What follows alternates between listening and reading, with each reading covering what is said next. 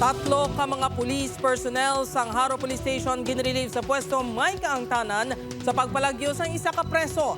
Detainee nga nagpalagyo wala gihapon madakpan. Ini ang gintutukan ni John Sala live sa Barangay Benedicto Haro, Iloilo City. John, kamusta?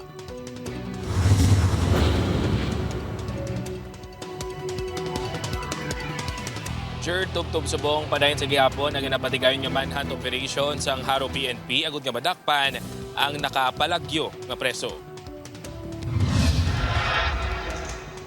Napuno na si Iloilo City Police Office Director Colonel Joe Resti Coronica sa makabilang kabeses na pahanumdum sa mga police station sa syudad sang Iloilo na tuhoy sa seguridad.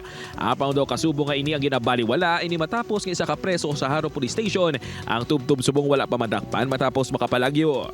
Angon sini ginrelieve sa pwesto ang isa ka Police Chief Master Sergeant, Police Staff Sergeant kag isa ka patrolman nga assigned sa detention facility sang police station samtang nagapadayon pang investigasyon sang City Intelligence and Detective Management Unit.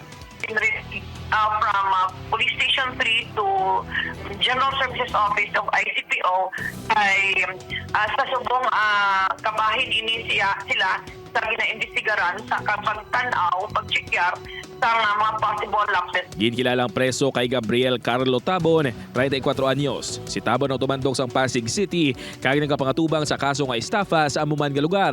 Diri ni nadakpan sa Iloilo City sang September 2023 pinaagi sa entrapment operation. Ginsugo sang on-duty nga jailer si Tabon nga magpaninlo sa daan nga police station alas 7 Miyerkules ang aga. Alas 3 ang hapon na diskubrihan nga ini ang nakagwa na. Lakip man sa ginaimbestigaran ng hepe sang Haro PNP nga si Major Eduardo Shaco Jr.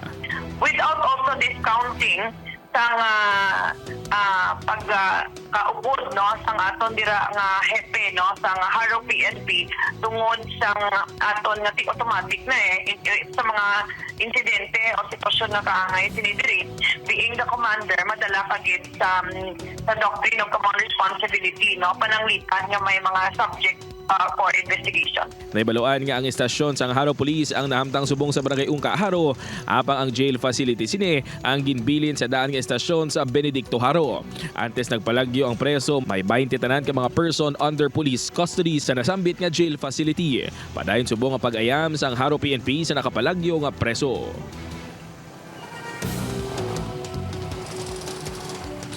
Church sa piyaksang natabo, wala pa sang plano si Iloilo City Police Office Director Colonel Joe Resti Coronica nga isaho na lang ang Haro Police Station kag ang detention facility.